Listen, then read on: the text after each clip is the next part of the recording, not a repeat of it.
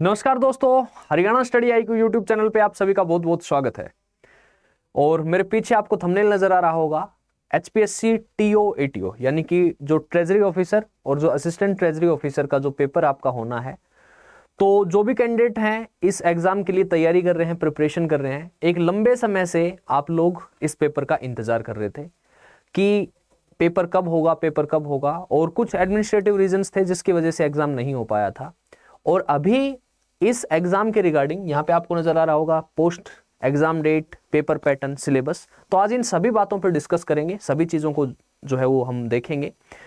तो एक सबसे पहले तो मैं एक बात बता दूं आपको कि आप जो भी कैंडिडेट TO ATO के लिए तैयारी कर रहे हैं तो इस वीडियो के डिस्क्रिप्शन में एक लिंक है, ठीक है। आप लोग उस लिंक पे जाएंगे तो एक गूगल फॉर्म आएगा, उस गूगल फॉर्म को आप फिल कर देंगे ताकि आप लोग आपकी जो आगे जब आप तैयारी करें तो आपकी तैयारी के लिए जो भी मदद, जो भी पॉसिबल चीजें हमारी तरफ से हो पाएंगी वो आप सभी को यहाँ पर प्रोवाइड करवाई जाएंगी। तो उससे क्या है कि आप लोगों के टेलीग्राम ग्रुप या फिर आप लोगों के व्हाट्सएप ग्रुप जो हैं वो बना दिए जाएंगे और सभी के पास स्टडी मटेरियल हो या फिर कोई बैचेस वगैरह हो वो आपको शेयर कर दिए जाएंगे।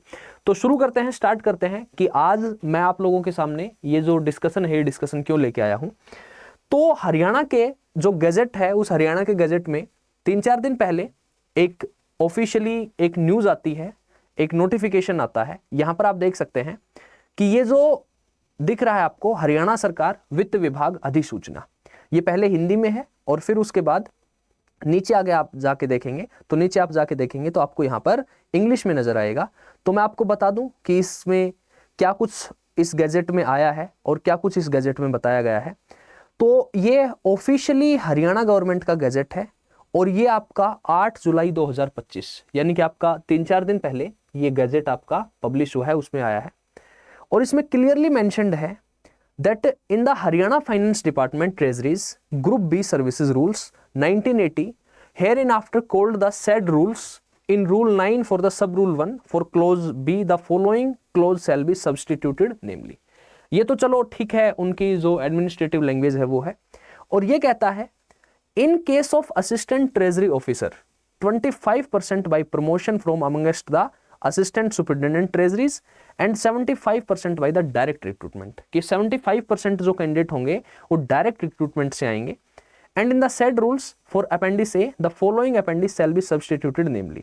और यहां पर कुछ अमेंडमेंट हुआ है, वो क्या हुआ है देख सकते हैं आप कि जो डेजिग्नेशन ऑफ द पोस्ट है वो ट्रेजरी ऑफिसर और असिस्टेंट ट्रेजरी ऑफिसर। तो ट्रेजरी ऑफिसर के लिए 25 पोस्ट और असिस्टेंट ट्रेजरी ऑफिसर के लिए 85 पोस्ट हैं। और यहां पर जो पे लेवल है FPL 9, FPL 7 और आप देख सकते हैं कि ये आपका जो पे बैंड है वो पे बैंड यहां पर आपका दिया हुआ है। अब हम बात कर लेते हैं इसके पेपर की। तो इसके पेपर और सिलेबस के बारे में क्या लिखा है देख सकते हैं आप, यहाँ पे क्लियरली मेंशन है पहला जो पेपर होगा वो general knowledge including everyday science. तो इसका मतलब ये नहीं है कि इसमें एवरीडे साइंस मतलब जब आप किसी एग्जाम की तैयारी करते हैं, कॉम्पिटिटिव एग्जाम की तैयारी करते हैं, HCS की तैयारी करते हैं, तो वहां पर जो साइंस है वही एवरीडे साइंस है। इसमें ऐसा नहीं है कि आपको साइंस अलग से पढ़नी है। और जनरल नॉलेज की बात करता है, यानी कि हम ये कह सकते हैं कि ये जो प्रीलिम्स का पेपर है, ये जो पहला पेपर होगा ये पेपर 1 प्रीलिम्स का पेपर है। और इस प्रीलिम्स के पेपर में आप देख सकते हैं यहां नीचे दिखाई देगा आपको, पेपर 1 2 घंटे का होगा, 100 मार्क्स होंगे और जो मिनिमम पास मार्क्स चाहिए वो 33 मार्क्स चाहिए, 33 मार्क्स आपको लेने होंगे।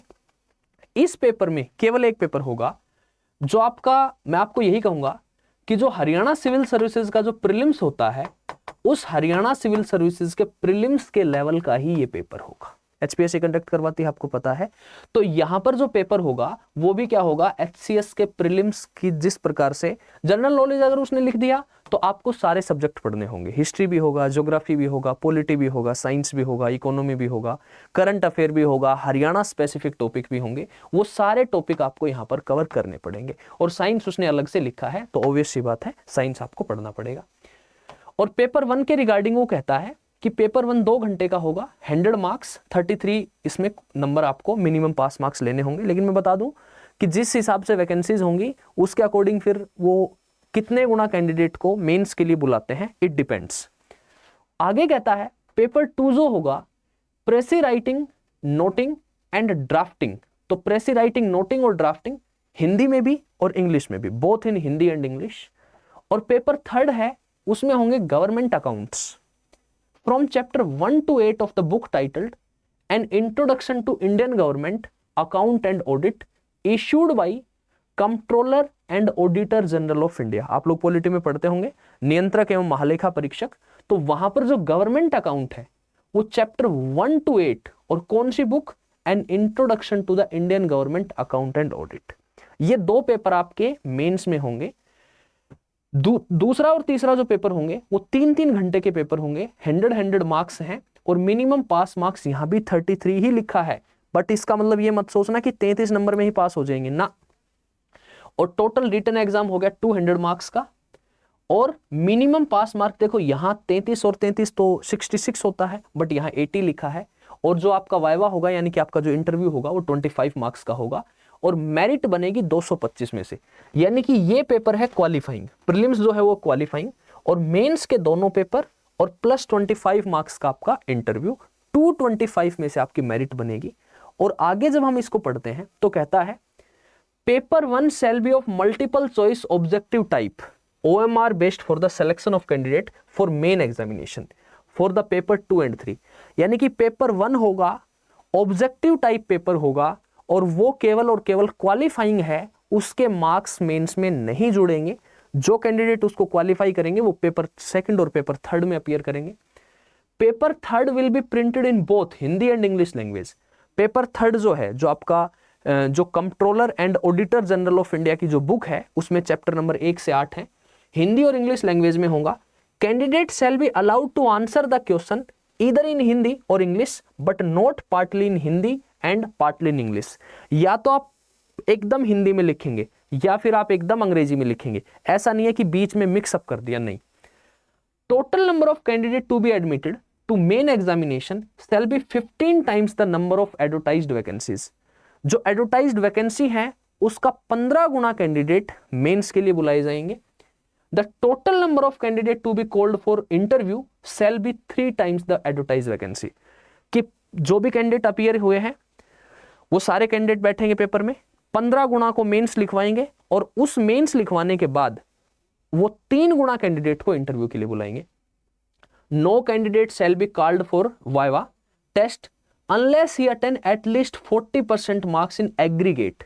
जो मैंने आपको बताया कि 33 तो 66 होता है, लेकिन यहां लिखा है 80। इसका मतलब 33 दोनों में होना चाहिए। ऐसा नहीं है कि आप एक पेपर में 80 नंबर ले लो दूसरे में फेल हो जाओ, नहीं, दोनों में 33 हो और ओवरऑल कितना हो, 80 हो। ठीक है, ओवरऑल क्या हो, 80 हो। तो unless he attend 40% marks in aggregate of all the written paper and score minimum of 30% marks in each written paper। और final merit list will be prepared keeping in view the total marks of paper 2, paper 3 and viva। यानी कि पहला paper है वो क्या है, आपका qualifying है। अब हम बात कर लेते हैं कि इसका जो सिलेबस है वो सिलेबस क्या है। तो सिलेबस आप लोगों को क्लियरली लिख दिया उसने, जनरल नॉलेज। अब उसने जनरल नॉलेज लिख दिया तो अब सारे सब्जेक्ट इंक्लूड हो गए, history, geography, polity, science, economy. But मैं आपको बता के चलूं कि इकोनॉमी का यहां पर स्पेशल वेटेज रहेगा, इकोनॉमी का वेटेज स्पेशल रहेगा। इकोनॉमी आपको थोड़ा सा एडवांस लेवल पे तैयार करनी है। अब बात आती है कि इस पेपर की तैयारी कैसे हो, इस एग्जाम की प्रिपरेशन कैसे हो। तो इस एग्जाम की प्रिपरेशन के लिए मैंने बताया इस वीडियो के डिस्क्रिप्शन में एक लिंक है, वहां पर आपको एक गूगल फॉर्म मिलेगा। आप उस गूगल फॉर्म को फिल कर दें। उस गूगल फॉर्म को फिल करने से आपको जो आपकी तैयारी है, आपकी जो प्रिपरेशन है, उसके लिए पूरा इस पेपर का सिलेबस, पूरा आपका इंग्लिश और हिंदी दोनों में आपका प्रेसी राइटिंग और नोटिंग ड्राफ्टिंग, और पूरा आपका जो गवर्नमेंट अकाउंट ये जो पेपर है, इसकी पूरे पेपर की तैयारी हमारे द्वारा, हमारी स्टडी IQ की टीम के द्वारा करवाई जाएगी। आपको क्या करना है कि आपको इस फॉर्म को फिल कर देना है और बहुत जल्दी विदिन 2-3-4 डेज हम आप लोगों के लिए बैच लेके आ रहे हैं। तो जैसे ही बैच आएगा हम आपको इन्फॉर्म कर देंगे, आपको बता दिया जाएगा।